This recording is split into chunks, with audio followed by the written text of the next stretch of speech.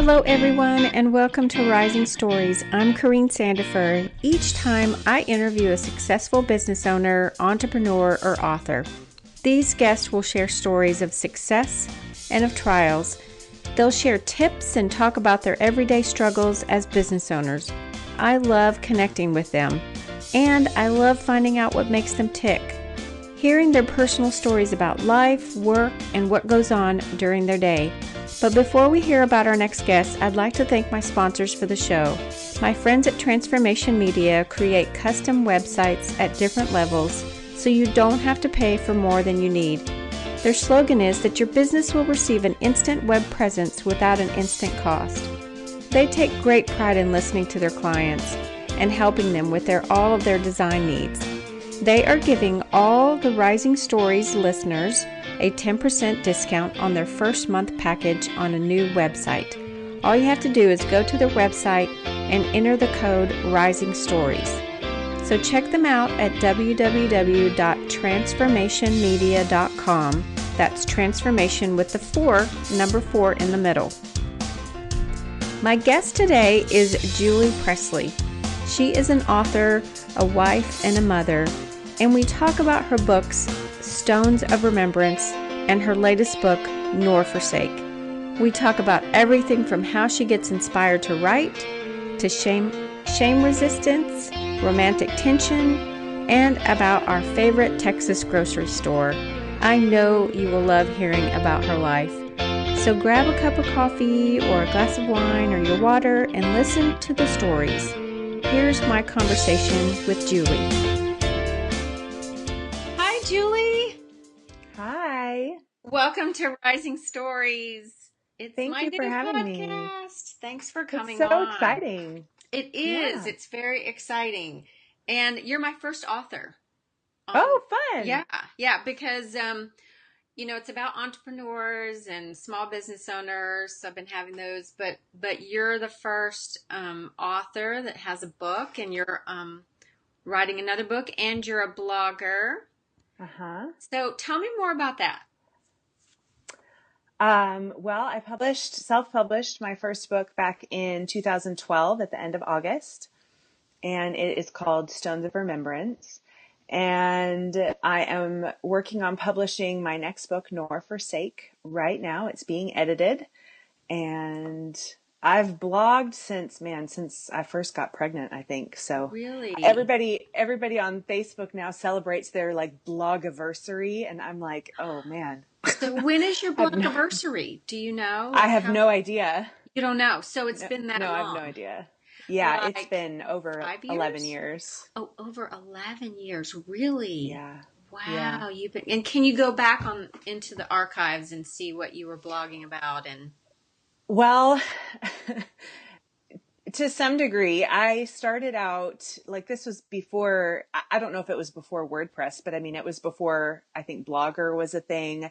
And I honestly don't even remember the link or the name of the host that I blogged at first. It was more of like I think it was like Live Journal or something like that, but it wasn't specifically that one, but it was similar where it was literally just kind of like journaling and putting it online as opposed to writing for a purpose. So I wrote about my pregnancy to keep my family up to date. oh, wow. So you blogged on a site, and then you switched to whole nother blogging venue. Yeah, I've gone through a few. I did Okay. Zanga. Zanga was like the first really popular one I've that never I heard knew of of. Zanga. Wow. Yeah. Okay, Zanga. And then I went to Blogger, and then I went to WordPress. Okay. So see, I started with WordPress, but I'm a closet blogger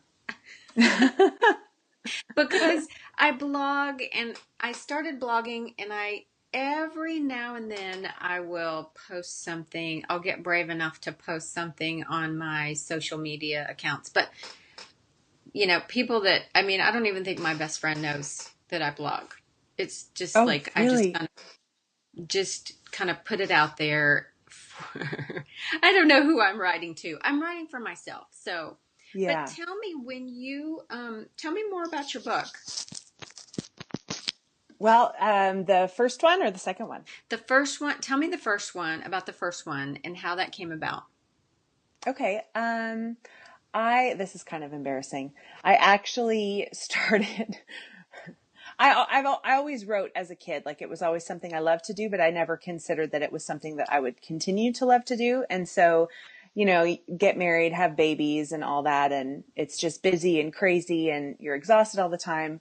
And so I also loved reading, but I didn't have a lot of time to read. And then, my sister-in-law told me about Twilight. Oh, yeah? I've never read those. Well, you mean about the movies or the books? The books, yeah. And for me, it's not about vampires at all. It's all about, turn my sound off. It's all about forbidden love. That's what appeals to me. So there's it's all about forbidden love in those books. And Stephanie Meyers writes about, let's call it romantic tension, in such a way that I hadn't read it before, unless it was like a full-on romance novel. And I guess, these would be considered teen romance, but even in teen romance novels as a kid and as a young adult, I never saw anybody take it as far as she did, but yet still do it tastefully. And she's a Mormon. So she says in her interviews, I took it as far as I was comfortable with. So there was never anything inappropriate, but there was definitely a struggle. And I read that and I actually read those scenes a couple times because I was like, this is so interesting that, she's writing from this perspective. It's for, new adults, and it's just okay that these characters are experiencing this kind of tension, but yet not necessarily following through on it. And so I started thinking about that in terms of the Christian romance that I've read in the past and how they don't touch that with a 10-foot pole. It's very, very taboo. And the way that I was raised in the church, if you had any kind of physical feelings about the person you were dating, it's very shameful. To the point where when I was in situations where those feelings were being aroused and I didn't know what to do with them, I burst into tears because I was so ashamed that my body was reacting to being kissed in a certain way. And that caused some detriment in my life, I had to relearn what it meant to be created the way that God created us physically. And, so many women are taught in the church, sex is bad, sex is bad, sex is bad. Well, obviously sex is not bad, but it's only appropriate in marriage. Yes. Can we talk about this? That's is this okay? Right. Well, did you know we were going to go here? Well, you brought up a really good point and something that is very, very true in my life, and even with my kids. When they were growing up, I let them know, of course I still have a teen at home, but I let them know that those feelings are real and they're God-given. Yeah. And it's what we do and how we react to these feelings that's what we need to talk about. And that's the conversation that we would have. And right. So and that's not the conversation. Yeah, that's not the kind of conversations that we had growing up. No. That I had growing up. My mom said, close your legs and don't open them. And I got I honestly got most of the shame teaching from my school. I went to a Christian school, from camp and from church. I didn't get as much as that from my family, but we didn't talk about it a whole lot either. So there was that was an added shame element. Like, we don't talk about this, so I walked away from Twilight feeling like, okay, I think that Christian fiction can address some of these things in a tasteful way. And I sat down. I didn't have a plot. I didn't have any idea where this book was coming from, where it was going. All I had was a setting, which was, it takes place at a lake, like kind of like a summer cabin style area where people go to vacation in the summer. And how old are from your there? Mid-20s, I think. Okay. It's been long enough that I don't remember, but definitely mid-20s. And the main character is recovering from a devastating loss in her family. she goes up to the lake to try and after 2 years to try and get over it and move on with her life. And as she's there, one of their childhood friends that they used to kind of pal around with during the summer shows up, and he has his own demons to deal with. But through just being there at the same time and kind of revisiting some of their friendship, of course, there are some sparks that fly. So it's really a story of the romantic tension is one side of it, but really the story is about these two characters just reconnecting with the Lord. And the other kind of edgy aspect of it is that I give God a kind of a role, a speaking part in my novels. And he interacts with the characters kind of conversationally. There's times in my life where it's like that for me. There's times in my life where it's not. But in written form, I felt like that was really the best way to have him play a role in there. And I actually had a couple people say, well, that's kind of uncomfortable. And I'm like, well, good, because if that makes you uncomfortable, then that means that you're questioning your relationship with God, because we can all have that relationship with God. Right. So I just kind of went full into it. That's great. Yeah. And so tell me about your second one, because now you're working on your second one. Yeah, it's been written. Okay, so when my kids were babies, they got a lot of Nick Jr. time while I was writing, because it was kind of an addiction where I had stories coming left, right, and center, and I couldn't do anything until I got them out. So I have, I think I have 7 completed manuscripts on my computer. So You mean you have like 7 books? Like completed, yes. when you say completed manuscripts, you're talking about 7 books that you have on your computer. That's amazing. Yeah. Wow. And so, so when you get inspired, and I read this about the lady, what's the lady's name that wrote Twilight? Stephanie Myers. Yeah. So when I read something about her, when her books came out, and she was saying that, like, she got inspired like at night, and like maybe like from a dream, and like so she just kind of like poured it all out, like all in one, almost like all in one sitting. I don't think it was all in Yeah. one sitting, but it was very close to it. And so Yeah. for you, does it come like in the morning time, and then you just kind of you have to write, or just does it come, is it like a, describe that to me, does it come like in a flood, kind of like you've got to get all this out? Yeah, it's kind of different every time. With, like I said, with Stones of Remembrance, I had nothing. I just sat down and started writing, and it just poured out. And that book took longer than any other that I've written. With this next one, Nor Forsake, I wrote it from start to finish in a week, but I have rewritten it at least 5 or 6 times in the years since. But start to finish, I wrote it in a week. And that one, I don't remember if I had a dream, but I woke up from a nap with the names and a very, very basic plot. Really? Wow. Yeah. That's fascinating. Yeah. And then the next one that I planned to publish was a dream, and I woke up from it and I just felt everything about it so intensely that I was like, the only response I have to this dream is to write it into a book. Mm-hmm, mm-hmm. So it's different. And sometimes it'll come from song lyrics. There's a song by Katy Perry. Oh, I can't remember what it's called.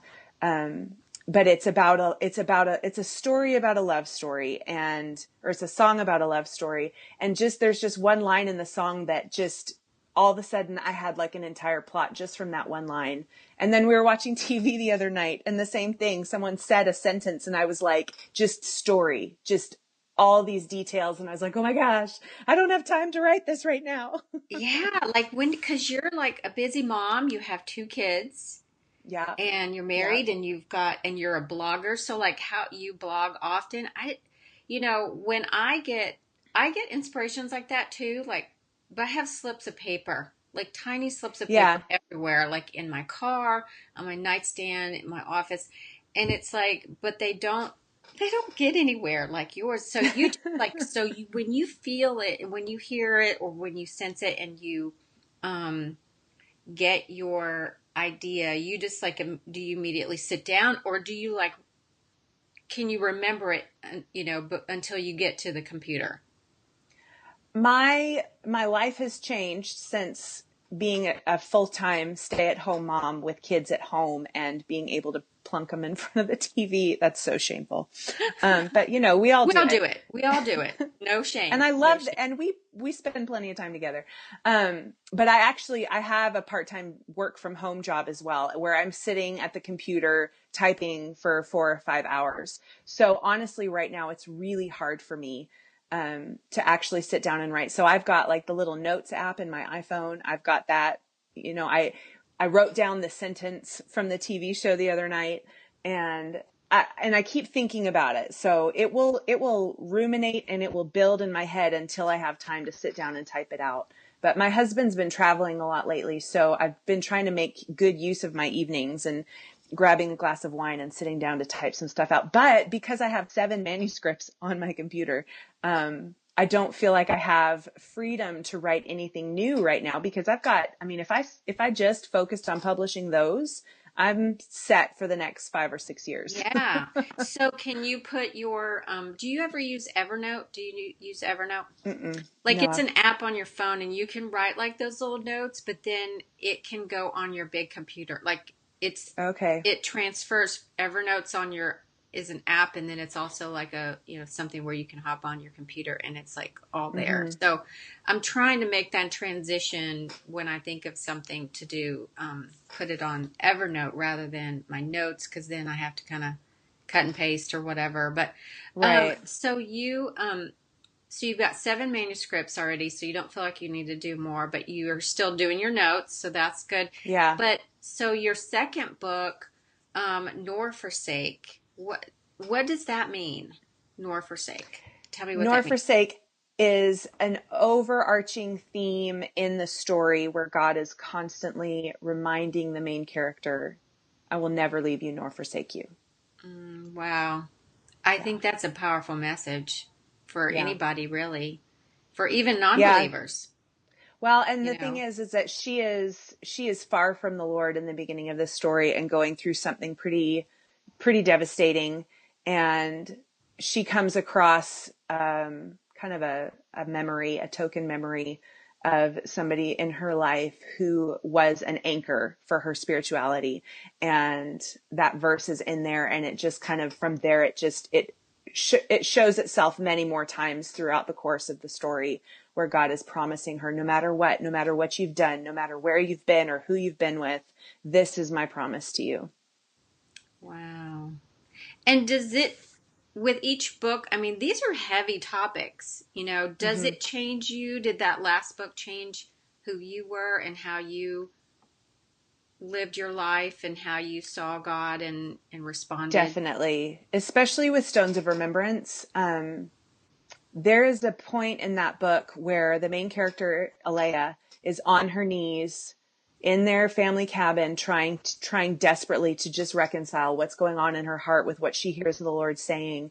And he's asking her, in spite of everything, even though this awful thing has happened, do you still believe that I'm good?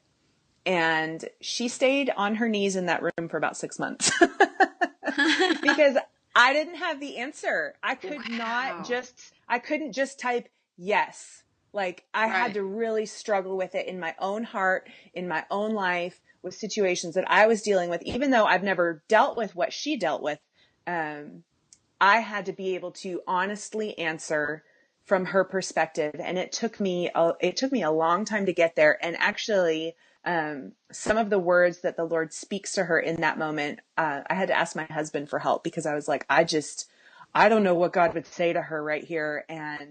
And so he helped me out with that. I probably should have given him like a credit or something. Nah. Wow. Yeah. So when you say, I love to hear authors talk about their characters. That's like one of my favorite things when I hear, like when I hear interviews about authors, they talk about their characters and, you know, just how real they are. So she became very real to you. Oh yeah. You could see her and you were like, I got to help her out. So I've got to figure this out so I can get her out off her knees. Yeah. And to that point, there are things that my characters do that I'm not proud of. But, Okay. and I, I write them in such a way that it's not offensive, but there are things that they do that surprise me. And I just kind of look at it and go, if this was a real person, that's exactly the word he would use, or that's the response or the action that they would take. And sometimes it's hard to not actually just say what they're doing, but kind of allude to it, because I want to do right by them, which is so weird. But they really, I mean, I think many fiction authors would agree that they kind of become like your friends, and you want to treat them right, and you want to present them in their truest personality, which sounds weird. And their story. So do you kind of have that where her story just evolved out of you? Yeah. I hear that a lot too. I'm so jealous because I don't have any characters in my head. But that is so neat, that process of how they come to life through you. Yeah. And then you're helping them along. So tell me about what piece of advice would you give someone who's like me, who's trying to write, who wants to write a book, or who feels like they have a book in them? What's the best advice you've gotten, or what advice would you give them on how to start? I think the biggest thing I would say is just start. Like, even if you aren't clear on what it's going to look like I was with Stones of Remembrance, you just have to start. Like, if you're constantly just thinking about it, that's not putting anything into action, and it's not getting you any results. You have to sit down and start. And what you might find is that what you start with isn't actually the beginning. It might be the middle. Like, the very first scene that I wrote in Stones of Remembrance is not the first scene that became the first scene in the book. So as long as you sit down and start, you're on the right path. And then probably the best advice that I've been given is to write every day, even if it's not writing about what you're working on your current project, or if you're just journaling, or writing what Brene Brown calls, and Anne Lamott calls, an SFD, which we'll edit to say crappy first draft. That's right, crappy. Yeah. Even if you're just writing for the sake of writing, just writing out your thoughts. The act of writing is so therapeutic, no matter what form it's in. And yeah, I think that's probably the best advice I've been given. That's good advice. And I know people there's that.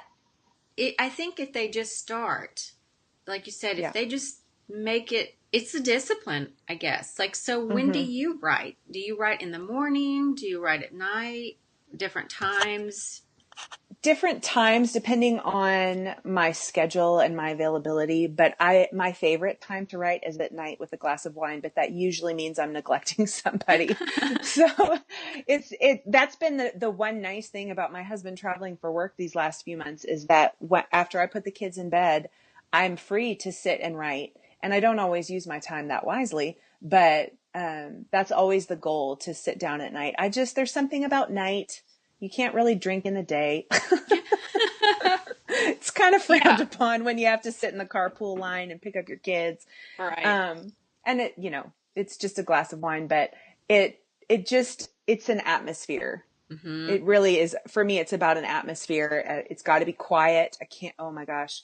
That was the hard thing when my kids were little and I was in the next room. I'd put my earbuds in and just listen to soundtrack music, because there's no words and it's very emotional. But if my kids would come in and ask me for something, I'd get so frustrated. I'd have to remember I'm a mom first. But it's a lot better for me to write at night. I know that there are plenty of people. Oh my gosh. And I've tried this. So I'm doing Jeff Goins' Tribe Writers course. And his big thing is he gets up at 5:30 in the morning and does his writing first thing before he goes and does anything else. And so I thought, I've got to make more time in my day. So the one thing that actually I push off the most, which is so terrible, is quiet time with the Lord. And so I said, okay, I'm going to get up at 5:30 in the morning. I'm going to have my coffee ready to go. So I just have to heat up the water, and I'm going to have my time with the Lord. And then that'll be the very first thing I do. And then I'll have time for everything else. And yeah, at 5:30 in the morning, I just kind of sit there like this, zoned You're out. zoned out. Yeah. Yeah, I can't gather thoughts. I can't focus on words. I need more sleep than that. So nighttime is what's best for me. Yeah, I think it's different for everybody. I think some people are night out. I'm not a night person at all. I'm actually not a night person or a morning person, really. Oh, I get up and I just think, oh, have mercy. But and at night, I'm just like, if I can crawl into bed like at 8 o'clock, then I would love that. I don't do it, but and I do try to extend my bedtime, but so I'm not a night person, but I am a morning person, but I don't want to be a morning person either. So I'm kind of having that inner struggle. It's like I really love going to bed early, but I'm not a morning person either. But I think that people just have to find their time, and like you said, making a place where you can thrive and like, sitting in a quiet place, and like you said, you've got a glass of wine. Somebody might just want to light a candle, or yeah, get their little favorite snack or something, or right. whatever it takes for them to feel, comfortable. I think is probably the key. I mean, I don't know, but I think that would be helpful. Yeah, I like definitely. everything, just right. So that's probably me. Um, so tell me so your kids are little. What are their ages? You have two Well, they're not little kids. anymore. I've Oh, got they're two not little. boys. Salem is 11, and Josiah, Okay. well, they're not as little as they were. Josiah is 8. Okay. Okay. And so they're off to school and you Hmm. work. Tell me what you do during the day that kind of like your Julie schedule, like pick a day and tell me about that. Okay, I get up and get them ready for school, take them to school. I hit the gym on the way home, which is my least favorite part of the day. You do Requires every day you hit the gym? I try to go 4 days a week. Now Wow. that requires an insane amount of self-discipline and a lot of looking at myself in the mirror and saying, do this. Mm-hmm. Just do Mm-hmm. it. Um, so I go to the gym and then I come home and I make myself, this is actually one of my favorite things right now. I make myself a really good breakfast. I did the Whole30 in January for the second time, and every day I eat potatoes and eggs for breakfast What every single is day. that? I just heard about that Whole30. It's basically extreme clean eating for 30 days. No processed anything, only Wow. certain kinds of oils, as organic as you can possibly be. Basically, if it grows in the ground or it has a mom, you can eat it. Okay, no oil? Like, Not no oils, certain kinds, because some of them are over processed and not healthy. I don't really mhm. know. I mean, like vegetable oil is not actually good for you. Canola oil is olive oil, coconut oil, avocado oil, that kind of stuff is the best. Okay. So it's a very strict way to kind of reset your body. And a lot of people do it if they're experiencing symptoms, but they don't know what they're from. Like some people do it in order to find out if they're gluten intolerant, or for me, lactose intolerant. Hmm. Other people just do it just to do kind of like a cleanse and Okay. to get control of their mind and their relationship with food. So yeah. So it's 30 days Yes. of Yeah. eating whole foods Yeah. where no processed, no dairy, No dairy. Yeah. um, and good oils, and Hmm. basically just like what we really should be eating. Yeah. I mean, Yeah, without exactly. no Cheetos, I guess. No Cheetos. No Cheetos. No, those are not really a whole food. No, I don't know what kind of food they are, So but they sure are good. yeah. So I come home from the gym and I make myself I make homemade hash browns and eggs every single day. And then I shower because I'm nasty. And I do my time with the Lord right after that. And then I try to work on some writing stuff, whether it's blogging or like book writing or just, prayer journaling or whatever. That's my writing space. And then from there, I turn on my work computer and start entering. I do data entry for a lab in Georgia. So just entering in medical files for the next 4 or 5 hours. And then I go and get my kids from school, come home, finish any work that's left, make dinner. And then around 7 o'clock at night, I get to sit down for pleasure. By yourself or with your husband or with your computer. And yeah. So do you do any, do you watch any Netflix or anything? Are you one of the binge watchers? So my job, my data entry job, does not require 100% focus. I hope that they never listen to this. Really? Now wait a minute. You can do something else and type? Yeah. Wow. Yeah. Not right. I mean, like I'm literally transferring information from one screen to another. So it's not like I don't have to think about I don't really have to think about what's happening. And I've been doing it for 2 years. So it's just automatic right now. Right. So yeah, I usually, if I'm not watching Netflix, then I'm listening to Audible or podcasts or something like that. I try to space it up because I have found that if I binge watch a show for too long, like my mind doesn't feel very healthy. Mm-hmm. So yeah, but I do get on the binge watching train every once in a while. Yeah. So, I ask every guest, like, what you are just so excited about, like, what's like rocking your world. It can be anything, like nail polish to a Netflix show to just anything.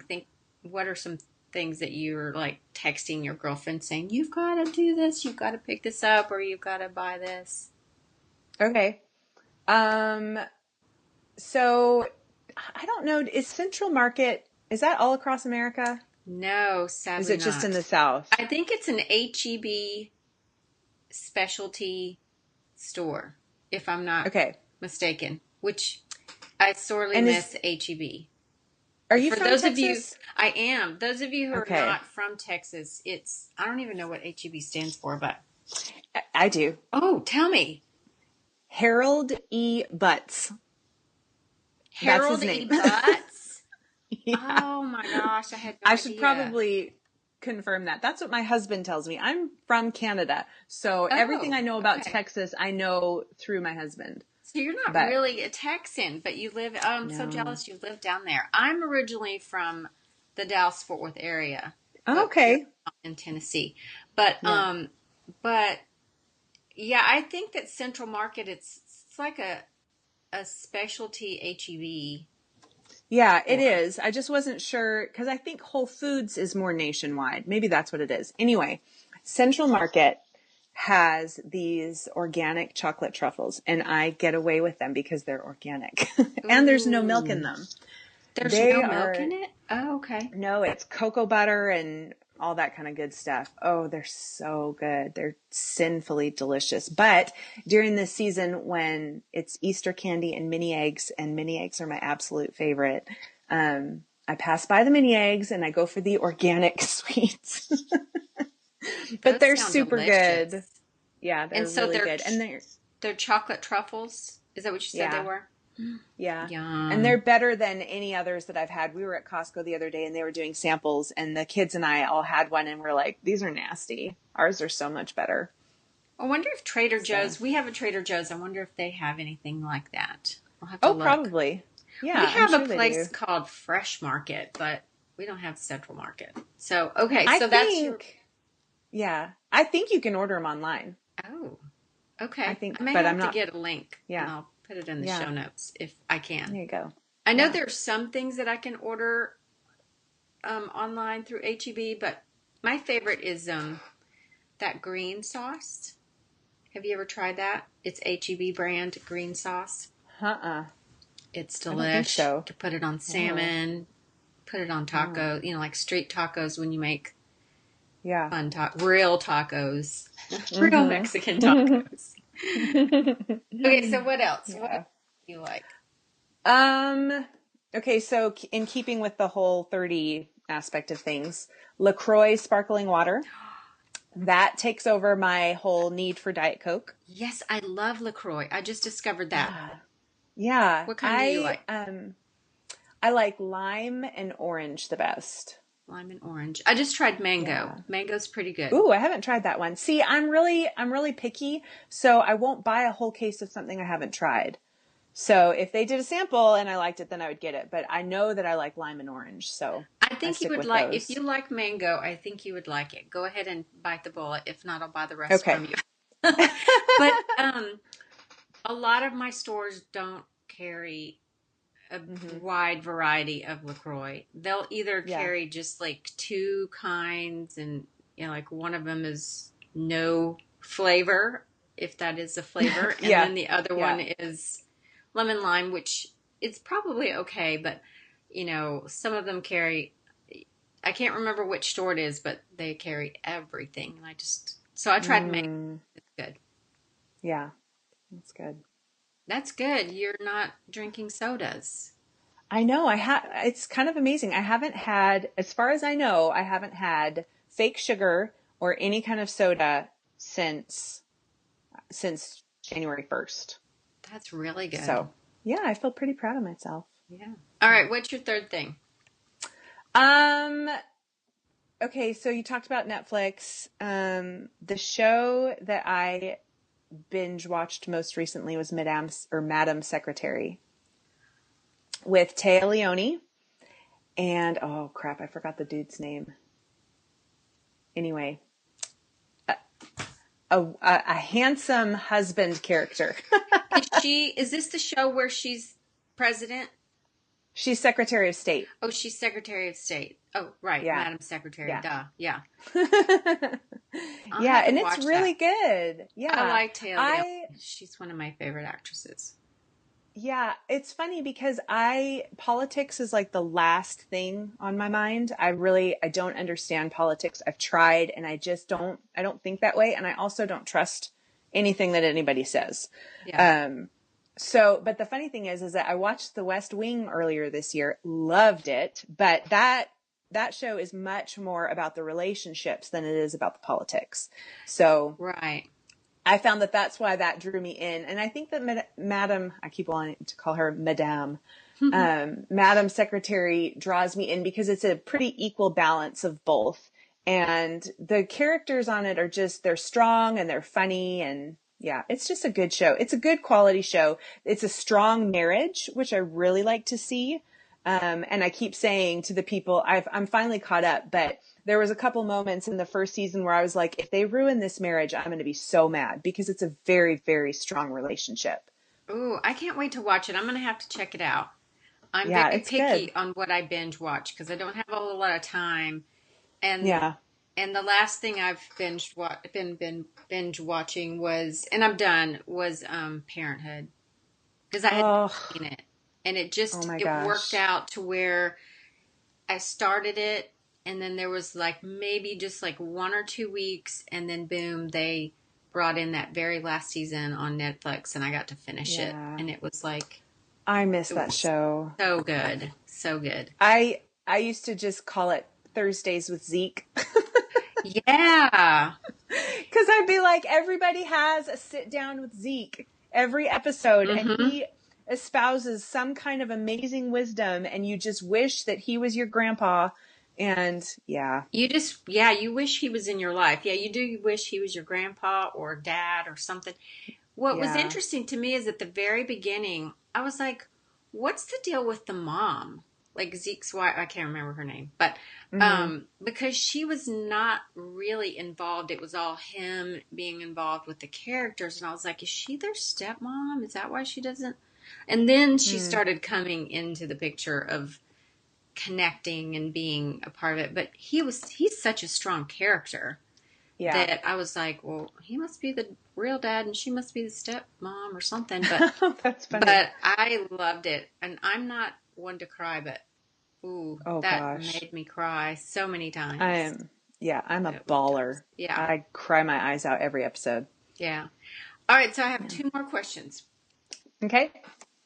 One is, what are you reading right now? Like, what's the last book you read, or what are you reading currently? Okay, so because of my schedule and the way that I would binge read, I don't have a whole lot of time to read. I don't allow a lot of time to read because things in my house get neglected when I read. Like, You're when I one of read those, you can't put Twilight. it down. Yeah, yeah. And Rocky, my husband, gets a little antsy when a new series comes out that I'm going to dive into because he knows for the next week I'm gone. You're gone. Like, just feed yourselves. There's goldfish in the pantry, whatever. Yeah, yeah. There's toilet paper somewhere. But so I started listening to stuff on Audible a lot. And the last book that I listened to on Audible was actually Amy Poehler's book, which will not appeal to everybody and she's definitely not a believer. But if you have followed her career at all and love some of the TV shows that she's been in, it's especially to listen to it, it's fantastic because she brings people in. She doesn't just read the book from start to finish. She brings people in to read parts that they wrote, and then she interacts with them kind of in between chapters. It's really fun. So she's reading it. Yeah. In the Ooh, And she's I need always to download that. cracking jokes and like, I'm here in my home studio at the bottom of Mount whatever. So I don't know. She's just being silly, and it was just really fun. A really fun listen. And then last night I ordered this book like 6 months ago, and I finally picked up Love Does by Bob Goff and started reading that. And I mean, I read the foreword by Donald Miller and was like, this book is going to slay me. Oh my gosh. And it seems like every chapter is just a story of an experience that he's had. And the whole point is that love is active. We show love by doing, not by, fulfilling our own selves, but for doing for others. And so it's so funny and so sweet and so beautiful. And that just is true to what I see of him online. I don't know if you have followed him at all, but he's funny and sweet and loving, and he's another one of those guys you just wish was your grandpa. Oh man, I need to get that book, and it's called Love Does. Love Does. Yeah. I've heard of it, but I haven't. I'll have to check it out. And I definitely am going to read. You said it's Amy Poehler. Amy Poehler. Mm-hmm. Yeah, it's called Yes, Please. Oh, I have seen that. I've seen that on books at bookstores, but I haven't. Yeah. I'll have to get it, and I think I will do the audio one because I love hearing books on tape, books on audio. And just be aware she uses language and talks about things. That's all I'll say. I'm good. I was just thinking the other day, I was kind of embarrassed to tell this friend of mine that I was like, well, yeah, I have read Gone Girl. Actually, I listened to it, which was even worse because you could hear, when like you read it, sometimes you can kind of skip over bad words that you don't really want to say. But when you're hearing it, or scenes, you can kind of just skip a couple pages or whatever, or skip a couple of paragraphs.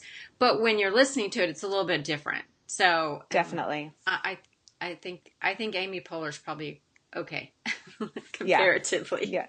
All right. So the last question is, what has been the best piece of advice, like for business? Because you've got, even though you're an author, you are a blogger, and what's the best piece of advice anybody's given you to kind of do all that you do with your books and your blog and everything?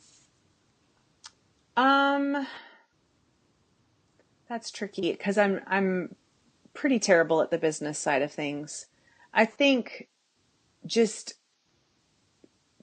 to keep trying, to keep doing it. And I mean, being diligent to pursue the dreams that God has called you to is huge. And I could sit in my room and I could whine and complain all day long about how things aren't going as well as I want them to, that I haven't sold as many books as I want to. I don't have enough blog traffic, whatever. But until I actually put the pedal to the metal and start working on it, I really have no right to even complain. So, actually, the book Daring Greatly by Brene Brown is the one that really just I said, okay, enough bemoaning the fact that this little bit of effort that I'm putting out is not doing anything or not doing enough. Let's really do this. Let's really pursue this. So, just going after it hardcore, no matter what happens, and recognizing that failure is a part of life, and failure is not necessarily a negative. It's something that we learn from, something that causes us to succeed in the future. That's good. Yeah, I agree. I love Brene Brown. She's awesome. She's amazing. And just, like you said earlier, just doing it, sitting down, writing, making that first step, taking that first step, just, is big.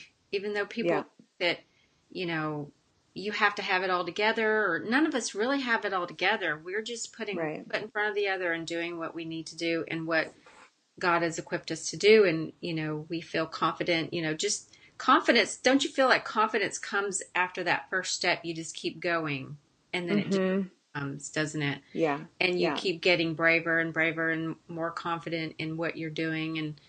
And pretty soon you have a book. It comes with feedback too. And you're never going to get any feedback if you don't try, if you don't put yourself out there. Nobody's going to know that you have anything to offer. So you have something to offer, and then you offer it, and then you get the feedback. Whether it's positive or negative doesn't matter, because you are learning one way or the other if you're doing it right or if you need to improve. That's good. Good stuff. Thanks so much for coming on. This has You're been welcome. so fun. I love it. Loved it. Thanks for having me. Wasn't she awesome? And I really loved her encouragement to all writers. Just take that first step and write. All of Julie's information will be on the show notes at CorineSandifer.com. Thanks for joining me today, and please do me a favor. Don't keep this podcast a secret. Please share it with your friends. And if you know about someone I need to interview, please leave me a comment over at iTunes.